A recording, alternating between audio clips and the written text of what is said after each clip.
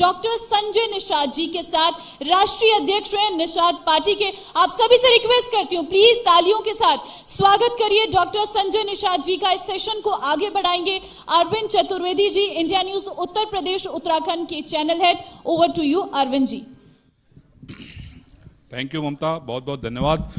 बहुत ही जोशीले अंदाज में हम लोगों ने शुरुआत की है और तुमने इसमें क्षमा बात दिया। हेमलता दिवाकर जी को और बाबूलाल जी को भी धन्यवाद, और हमारे भाई प्रिंसिपल साहब भी बैठे हैं, आप साथी बैठे हैं, आप लोग को भी धन्यवाद। और आगरा शहर का हम स्वागत करते हैं, खैर मकदम करते हैं अपने आगरा कॉन्क्लेव में। डॉक्टर साहब, बड़ी नज़र है आप पे लोगों की, बहुत मतलब लोग आपको इतनी गंभीरता से देख रहे हैं कि भाई डॉक्टर साहब कैसे जो है आपने उनको बुलाया, वो आ भी गए, इतना ऊर्जा के साथ आ गए। अब मुझे ये बताइए कि राजनीति में रोज नए काम हो रहे हैं। इस समय इंडिया गठबंधन बन गया, आप लोगों ने एक नहले पे दहला लगा दिया। अब आपके एनडीए गठबंधन ने भाई 33% का आरक्षण आप जो है संसद में लेके आए, है ना। दूसरी तरफ जो है कई राज्यों में विधानसभा का चुनाव है, उसमें ये भी कहा जाता है कि भाई आपकी पार्टी का भी बहुत अच्छा खासा वोट है ना, उसके बारे में भी बताइए। लेकिन हम लोग शुरुआत करेंगे कि भाई राजनीति में अभी डॉक्टर संजय निषाद जो है वो कौन सा नया दाव खेलने जा रहे हैं, क्योंकि घोसी में जब हार हुई तो बड़ी चर्चा हुई कि डॉक्टर साहब गए वहाँ 5-6 दिन रहे, उसके बाद भी माहौल नहीं बन पाया, उनका जो वोट था वो नहीं पड़वा पाए।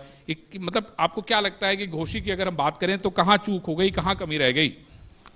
पहले तो आपके चैनल को बधाई दूंगा, और आगरा की इस नगरी में जो ताज नगरी है, और जो ताज नगरी में आता है उसे ताज जरूर मिलता है। क्या बात है, मतलब ताज नगरी में आए तभी ताज मिलेगा, नहीं मिलेगा नहीं। और लगभग सभी नेता को आना ही पड़ता ताज नगरी में। नहीं, हेमलता दिवाकर जी और बाबूलाल जी भी ताज का इंतजार कर रहे हैं। निश्चित रूप से सब है, और देखिएगा देश जी पीछे से लगी हुई हैं। सभी लोग मिलके 2024 में मोदी जी को फिर ताज पहनाएंगे। रहा सवाल आपका घोसी का जी और नजर लगने की, तो नजर इसलिए नहीं लगेगी आप जैसे साथी हैं, और जिसकी नज़र राजनेताओं के पैनी नज़र रखती है मीडिया, इसलिए उनकी नज़र जिसके पर रखती है उसको कभी नज़र नहीं लगता। घोसी रहा तो निषाद बाहुल जितना 43 गांव था, मैं 40 गांव में विजय दिलाया हूं।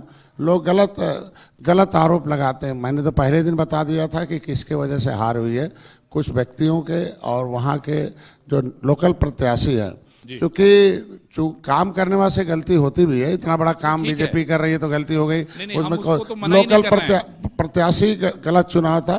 लोकल चुनाव जो होता प्रत्याशी पर होता, प्रदेश का चुनाव मुख्यमंत्री और उनके प्रशासन पर होता, और देश का चुनाव दुनिया में एक साख बढ़ाने का और नीति और अर्थव्यवस्था पर होता है। इसलिए लोकल चुनाव से सरकार बनती नहीं, बिगड़ती है, उसके चेहरे पर है, तो चेहरे की वजह से वहाँ। लेकिन डॉक्टर साहब, आपके जो बड़े भैया है, जिसको आप बड़का भैया कहते हैं, ओम प्रकाश राजभर जी, उन्होंने इतने बड़े बड़े दावे कर दिए कि यहाँ से खदेड़ देव तो खदेड़वा हो जाब तो का हो जाब, मतलब कुछ बचा, कुछ छोड़ा नहीं था उन्होंने। नहीं, भैया का जो आवाज है उसको क्या कहा जा सकता है, वो तो एक तरीके से कहा जा सकता है कि राजनीति में इस तरीके की आवाज नहीं होनी चाहिए, क्योंकि राजनीति कहते हैं कि जिसको आकलन क्षमता बहुत जरूरी होनी चाहिए और शब्दों मर्यादित होनी चाहिए, कि जिससे हमें कभी भी राजनीति का मतलब होता है कि मर्यादा पुरुषोत्तम राम ने धरती पर रावण राज को खत्म करके बताया कि कैसे मर्यादित होकर किसी दुख देने वाले को खत्म किया जा सकता है और मर्यादा में रखे कैसे सुख दिया जा सकता है।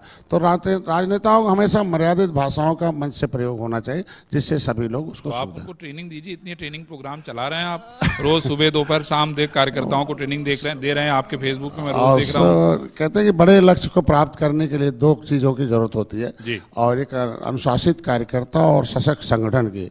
और सशक्त संगठन वही होता है जहां वो ट्रेंड, शिक्षित, प्रशिक्षित, दक्ष कार्यकर्ता हो।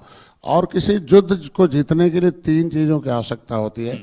एक तो जनता का समर्थन होना चाहिए, और एक शक्ति संगठन की होनी चाहिए, और दांव पेच नेता का होना चाहिए। तो अब हम माननीय मोदी योगी के साथ हैं, अमित शाह के साथ हैं, तो दांव पेच तो यहाँ है ही है, और जनता का समर्थन ही है एनडीए के साथ। और सशक्त संगठन भाजपा के पास भी है, और उसी तरह का सशक्त संगठन निषाद पार्टी भी है।